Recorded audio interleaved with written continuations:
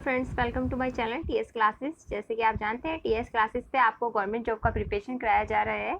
हम आपके यूपी से रिलेटेड सभी एग्ज़ाम की आपको तैयारी करा रहे हैं। आपको लेखपाल, सुपर टेट की और आपके आगामी एग्ज़ाम जितने भी आने वाले हैं, आपके स्टेट पीसीएस से भी आप हमारी वीडियोस देखेंगे तो आप क्लियर करने में आसानी होगी आपको। हम आपको सब्जेक्ट वाइज लेके चल रहे हैं, सब्जेक्ट वाइज टॉपिक डाल रहे हैं। आज हम पूर्व मध्यकालीन भारत पढ़ेंगे। आइए स्टार्ट करते हैं। फ्रेंड्स, स्टार्ट करने से पहले कहना चाहूँगी, please like, share and subscribe my channel. आपके लाइक शेयर से हमें मोटिवेशन मिलता है, हम मोटिवेट होते हैं, तो हम आपके लिए अच्छे से अच्छे वीडियो बनाने की कोशिश करेंगे। Thank you friends. आगे चलते हैं। पूर्व मध्यकालीन भारत। 750 और 1000 ईस्वी के मध्य उत्तर भारत और दक्षिण भारत में कई शक्तिशाली साम्राज्यों का उदय हुआ।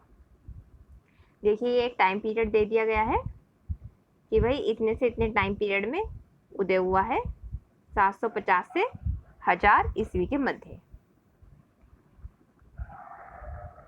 इनमें 3 वंश ऐसे थे जिनका आपस में संघर्ष हुआ।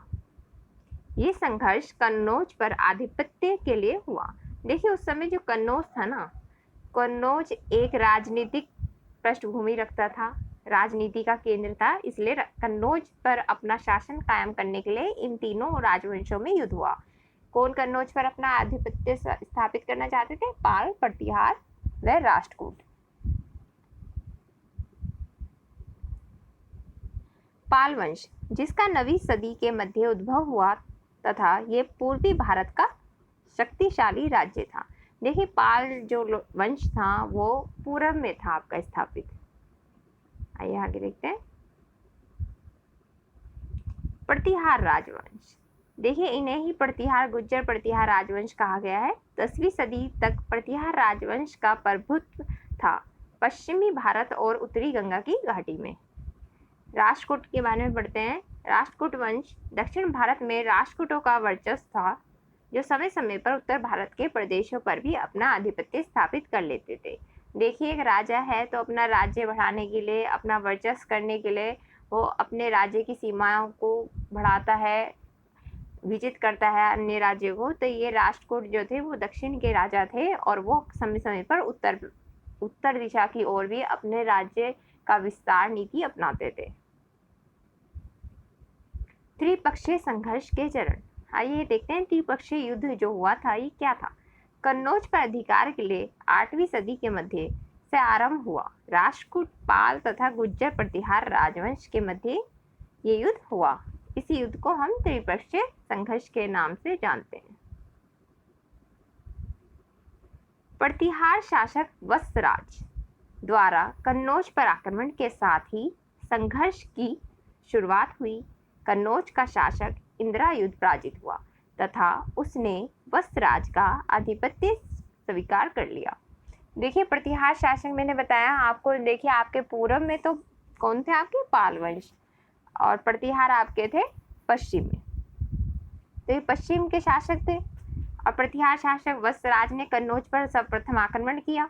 और कन्नौज पे भी कोई भाई राजा होगा ही, कोई राज्य कर ही रहा होगा। इंद्रायुध वहाँ के राजा थे जो वत्सराज से पराजित हुए और वत्सराज के आधिपत्य स्वीकार कर लिया उन्होंने। दूसरी ओर प्रतिहार गंगा यमुना के संगम तक पहुंच गए थे और पाल जो बंगाल के शासक, पूर्वी शासक थे, उनका प्रभाव प्रयाग तक बढ़ गया था। परिणाम स्वरूप युद्ध अवश्य भावी हो गया था। प्रतिहार नरेश वत्सराज एवं पाल नरेश धर्मपाल। देखिए, प्रतिहार नरेश जो उस समय थे वत्सराज से वहां के राजा, और पाल नरेश कौन थे? धर्मपाल के मध्य उत्तर भारत पर विस्तार के लिए संघर्ष आरंभ हो गया।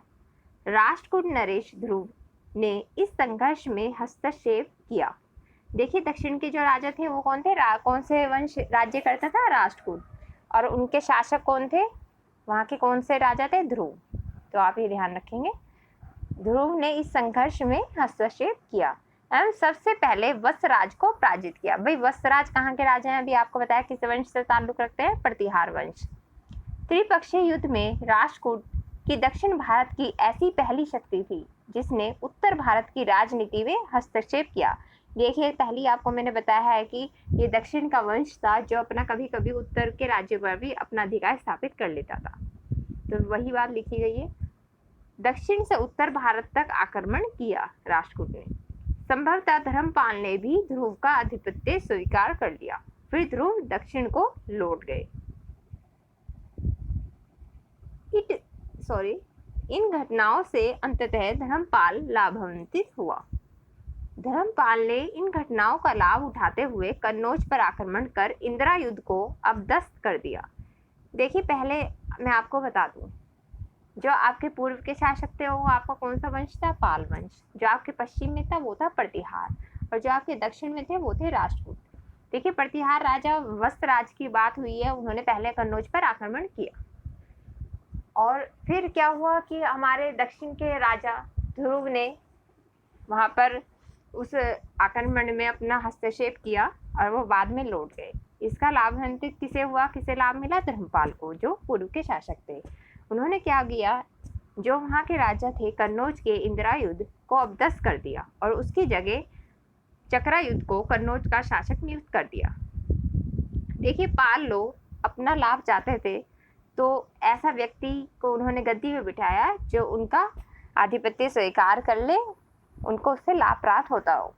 तो इंदिरायुध से तो ऐसा कुछ नहीं था, तो उन्हीं के भाई थे चक्रायुध, जिससे उन्होंने गद्दी पर बिठा दिया। चक्रायुध ने धर्मपाल का आधिपत्य स्वीकार कर लिया तथा धर्मपाल ने उत्तरापथ स्वामिनी की उपाधि धारण की। देखिए, उपाधि ध्यान रखेंगे, ये उपाधि पूछ लिया करता है कि भाई ये उत्तरापथ स्वामिनी किसे कहा जाता है। देखिए, स्वामी ने उत्तरापथ स्वामी की उपाधि धारण की।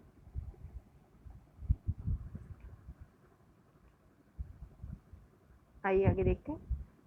त्रिपक्षीय संघर्ष के द्वितीय चरण में दो शक्तियां विद्यमान थी, बंगाल का धर्मपाल और गुज्जर प्रतिहार वंश के शासक वत्सराज। कन्नौज क्षेत्र में इस समय आयुध वंश के दोनों भाई इंदिरायुध और चक्रायुध आपस में संघर्षरत थे। कन्नौज नरेश चक्रायुध को पाल नरेश के संरक्षण के कारण स्वामित्व प्राप्त हुआ था। आइए आगे देखते हैं।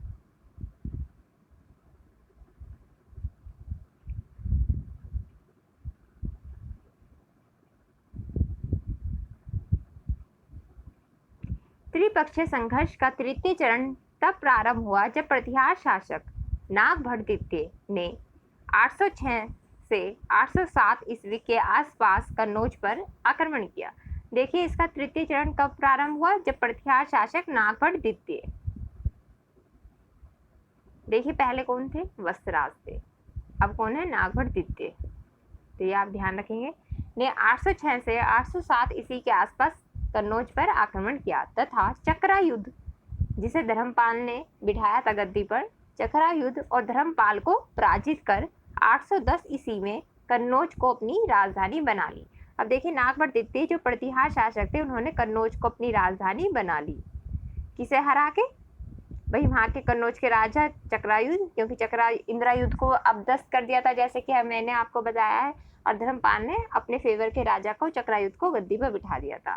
तो चक्रायुध और धर्मपाल दोनों को पराजित कर कन्नौज को अपनी राजधानी बनाने वाले शासक नागभट्टद्वितीय थे, जो गुज्जर प्रतिहार वंश से ताल्लुक रखते थे। आइए आगे देखते हैं।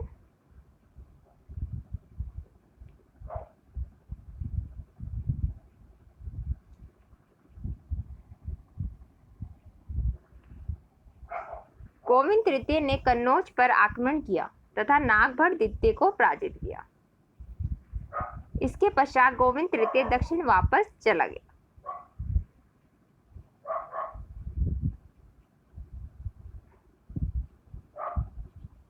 देखिए, आपका एक स्लाइड भी छूट गया है, थोड़ा सा माफी चाहूंगी। देखिए, आप इस लाइन को पढ़िए। धर्मपाल अब राष्ट्रकूट शासक जो थे, राजा थे, गोविंद तृतीय से मिल गया। देखिए, जो धर्मपाल थे वो वहाँ के जो राष्ट्रकूट शासक थे गोविंद तृतीय, उनसे उन्होंने हाथ मिला लिया और दोनों ने मिलकर कन्नौज पर आक्रमण किया तथा नागभट्टद्वितीय को पराजित किया। देखिए, नागभट्टद्वितीय ने धर्मपाल और चक्रायुध को हराया था। फिर धर्मपाल जब पराजित हो गया तो धर्मपाल ने राष्ट्रकूट शासक से हाथ मिलाकर, दोनों ने इकट्ठे होकर, जो राष्ट्रकूट शासक उस समय थे गोविंद तृतीय, हाथ मिलाकर नागभट्टद्वितीय को पराजित किया। इसके पश्चात गोविंद तृतीय दक्षिण वापस चला गया। प्रतिहारों और पालों की प्रतिद्वंदता पुनः प्रारंभ हो गई, जिसमें पालों का पक्ष मजबूत था। आइए देखते हैं। इस समय प्रतिहार वंश के शासन की बागडोर एक अत्यंत पराक्रमी मिहिर भोज प्रथम के हाथों में थी। देखिए, प्रतिहार वंश में एक शासक फिर हुए मिहिर भोज, जो काफी पराक्रमी माने जाते थे तथा इसी ने प्रतिहार शक्ति का पुनरुत्थान किया। उसने 836 ईस्वी में कन्नौज पर आक्रमण किया, किंतु देवपाल द्वारा पराजित हो गया। अब ये देवपाल कौन है? भाई ये पाल वंश के शासक हैं उस समय, जब मिहिर भोज शासक बने प्रतिहार वंश के। 850 ईस्वी में देवपाल की मृत्यु के बाद पाल शक्ति का पतन हो गया। इसी बीच मिहिर भोज ने अपनी स्थिति सुदृढ़ कर ली तथा अंततः 854 ईस्वी के आसपास कन्नौज पर अपना आधिपत्य स्थापित कर लिया। देखिए, अब दोबारा से प्रतिहार शासक ने अपना आधिपत्य स्थापित कर लिया है मिहिर भोज ने। इस समय राष्ट्रकूट शासक अमोघवर्ष ने हस्तक्षेप नहीं किया, क्योंकि चालुक्य शासक से उसका संघर्ष चल रहा था। कन्नौज पर अब प्रतिहार शासक का शासन चलने लगा। आइए आगे देखते हैं। कन्नौज पर राष्ट्रकूटों ने 2 बार और आक्रमण किए। पहला इंद्र तृतीय द्वारा 915 ईस्वी में तथा दूसरा कृष्ण तृतीय द्वारा 963 ईस्वी में। हालांकि प्रतिहार शासक कन्नौज पर अपना आधिपत्य स्थापित करने में सफल रहे, किंतु जल्दी ही उनके साम्राज्य का भी पतन हो गया। देखिए, कन्नौज पर राष्ट्रकूटों ने 2 बार आक्रमण किया, एक 915 ईस्वी में, एक 963 में। पहले जब 915 में हुआ आक्रमण तो इंद्र तृतीय वहाँ के राजा थे दक्षिण के, और दूसरी बार कृष्ण तृतीय। हालांकि प्रतिहार शासक कन्नौज पर अपना आधिपत्य स्थापित करने में सफल रहे। देखिए, बागडोर तो प्रतिहार शासकों के हाथ में ही रही, किंतु जल्दी ही उनके साम्राज्य का भी पतन हो गया। देखिए, देवपाल बनने के बाद पाल वंश का अंत हुआ और प्रतिहार शासक का भी, जो प्रतिहार साम्राज्य था, उनका भी धीरे धीरे अंत होने लगा। त्रिपक्षीय संघर्ष का प्रभाव। देखिए, इस युद्ध का क्या प्रभाव हुआ, आइए समझते हैं। त्रिपक्षीय संघर्ष तीनों शक्तिशाली वंश के बीच में हुआ, प्रतिहार, राष्ट्रकूट और पाल। यह एक विनाशकारी युद्ध साबित हुआ। तात्कालिक परिणाम यह हुआ कि प्रतिहार कन्नौज पर अपना शासन स्थापित करने में सफल हुए तथा राष्ट्रकूट अपने पारंपरिक शत्रु प्रतिहारों की शक्ति विनिष्ट करने में सफल हुए। देखिए, राज्य किसने करा? कन्नौज पर प्रतिहार शासक, और प्रतिहारों का विनाश किसने किया? राष्ट्रकूट ने। क्योंकि पालों ने इस संघर्ष से अपने को पहले से ही अलग कर दिया था, लेकिन वे अपनी खोई हुई शक्ति को दोबारा प्राप्त करने में सफल नहीं हो सके। इस संघर्ष के फलस्वरूप महत्वपूर्ण परिणाम यह हुआ कि इससे उत्तरी भारत की शक्तियों की फिर से गुटबंदी आरंभ हो गई। उत्तर भारत की राजनीति में अब राजपूत शासकों का प्रभाव बढ़ने लगा तथा क्षेत्रीय राज्यों की संख्या में निरंतर वृद्धि होने लगी, जिससे कोई भी राजवंश उत्तर एवं दक्षिण भारत पर एक छत्र राज्य स्थापित नहीं कर सका। आइए आगे देखते हैं। अब देखिए, आपका त्रिपक्षीय युद्ध यहाँ समाप्त होता है। अब आप जान ही चुके हैं त्रिपक्षीय युद्ध किस किस के बीच में हुआ, पाल, प्रतिहार और राष्ट्रकूट। देखिए, फायदा किसी को भी नहीं हुआ। प्रतिहारों ने अपना शासन किया, उनका विनाश करा है राष्ट्रकूट शासक ने। पाल वंश का जो उनके शासक देवपाल थे, उनके मरने के बाद विनाश होने लगा, और ये सब युद्ध का कारण था कन्नौज, क्योंकि कन्नौज उस समय स्ट्रॉन्ग था राजनीतिक दृष्टि से, राजनीतिक परिपक्ष में, इसलिए सभी उस पर अपना आधिपत्य स्थापित करना चाहते थे। और आंतरिक लड़ाई होने के कारण चक्रा युद्ध और इंदिरा युद्ध कन्नौज पर अपना शासन नहीं संभाल पाए, क्योंकि आपसी लड़ाई में लोगों ने फूट डालकर अपने को लाभान्वित करने की कोशिश की। आइए अब हम बंगाल का पाल वंश, पाल राजवंश के बारे में पढ़ते हैं।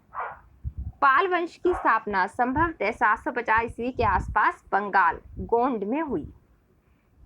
शशांक की मृत्यु के बाद लगभग 1 शताब्दी तक बंगाल में अराजकता और अव्यवस्था का माहौल बना हुआ था। उस क्षेत्र में फैली अराजकता से तंग आकर वहां के प्रमुख लोगों ने गोपाल को वहां का शासक चुना। देखिए जो पूर्वी शासक थे वो पहले शशांक थे, उनके मृत्यु के बाद काफ़ी समय तक कोई राजा नहीं रहा, लोगों में अराजकता का माहौल होने लगा।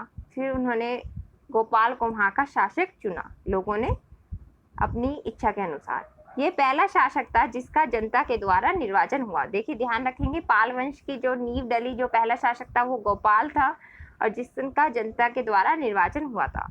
उसने गोंड में फिर से सुव्यवस्था स्थापित की तथा करीब 2 दशकों तक शासन किया। आइए आगे देखते हैं। गोपाल बौद्ध धर्म का अनुयायी था। गोपाल किस धर्म का अनुयायी थे? बौद्ध धर्म के। तथा उसने ओदंतपुरी महाविहार की स्थापना भी की। देखिए अगर आपसे कोई पूछ ले, यही क्वेश्चन आ जाए कि ओदंतपुरी विहार की, महाविहार की स्थापना किसने की, तो वह आपके शासक गोपाल ने की है। 770 ईस्वी में उसकी मृत्यु के बाद उसका पुत्र धर्मपाल राजा बना। देखिए संस्थापक कौन थे? आपके गोपाल। फिर उनके पुत्र धर्मपाल गद्दी पे बैठे। धर्मपाल ने बंगाल पर 770 से 810 ईस्वी तक शासन किया। उसने राज्य का सर्वप्रथम विस्तार किया। कुछ समय के लिए उसने कन्नौज पर अपना अधिकार स्थापित किया।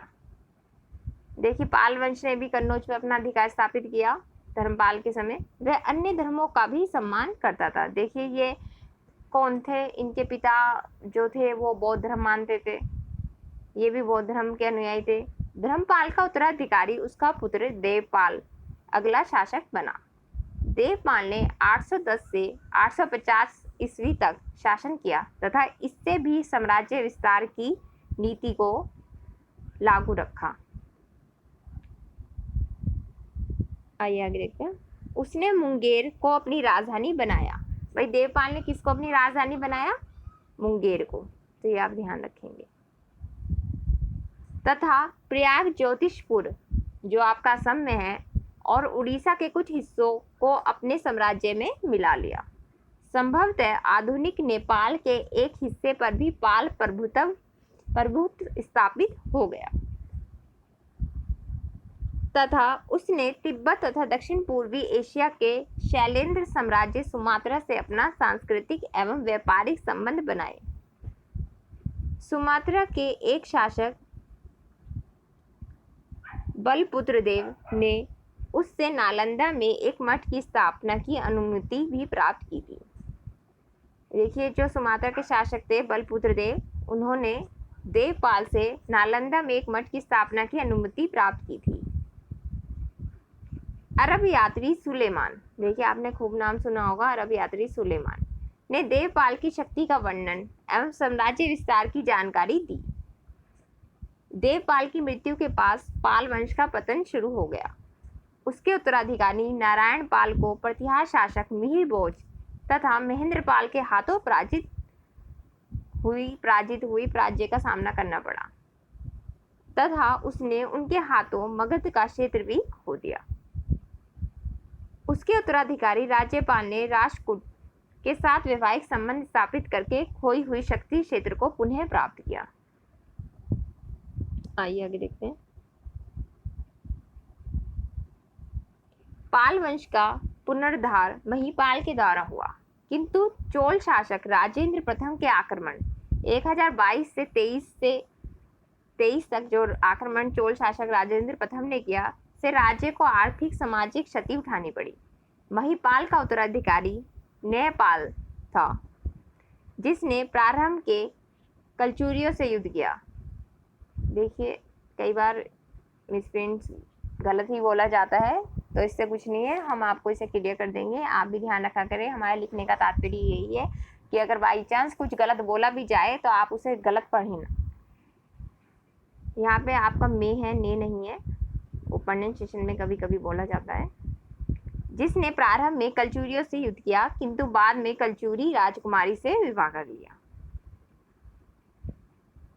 न्यायपाल की मृत्यु के बाद अव्यवस्था फैल गई जिसका अंत रामपाल ने किया। उसने उत्तरी बंगाल, असम, उड़ीसा पर पुनः नियंत्रण स्थापित किया किंतु सैन्य शासकों के हाथों पूर्वी बंगाल तथा मिथिला कर्नाटक को खो दिया। देखिए आप कंफ्यूज ना होना कहीं आप इसे कि कर्नाटक ही पढ़ेंगे, यहाँ पे कर्नाटक ही है, कर्नाटक को खो दिया। पाल वंश का अंतिम शासक गोविंद पाल था। ये संभवतः खिलजी के आक्रमण के समय बंगाल में शासन कर रहा था। देखिए, पाल वंश का अंतिम शासक कौन था? गोविंद पाल, जो कहा गया है कि खिलजी के आक्रमण के समय बंगाल में शासन कर रहा था। हालांकि ये नाम मात्र का शासक था तथा 12वीं शताब्दी के अंत में बंगाल का पाल राज्य सेन वंश के अधिकार में चला गया। देखिए, पाल के बाद वहां पर किन्होंने शासन किया? बंगाल में सेन वंश ने।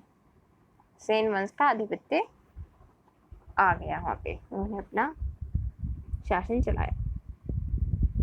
आइए आगे देखते हैं। पालकालीन संस्कृति। आइए कुछ पालकालीन संस्कृति के बारे में पढ़ते हैं कि भाई उनकी संस्कृति कैसी थी। मूर्ति कला। पाल काल में कांस्य व प्रस्तर की मूर्ति कला की एक अन्य नवीन शैली का उदय हुआ। धीमन और विठल पाल ने मूर्ति कला के क्षेत्र में अपना विशिष्ट योगदान दिया, जो धर्मपाल और देवपाल के समकालीन थे। भाई कौन कौन थे? धीमन और विठपाल ने मूर्तिकला के क्षेत्र में अपना विशिष्ट योगदान दिया, जो धर्मपाल और देवपाल के समकालीन थे। इस समय की कांस्य मूर्तियां ढलवा किस्म की थी। इसके साक्ष्य नालंदा तथा कुकरीहार गया के निकट से मिले हैं। ये मूर्तियां मुख्य रूप से बुद्ध, बौद्धिज्म, मंजूश्री, मैत्रेय तथा तारा की हैं। देखिए, बताया गया कि भाई किस किस की मूर्ति मिली है। हालांकि इस काल की विष्णु, बलराम, सूर्य, उमा, महेश्वर, गणेश आदि हिंदू देवी देवताओं की मूर्तियां भी मिली हैं।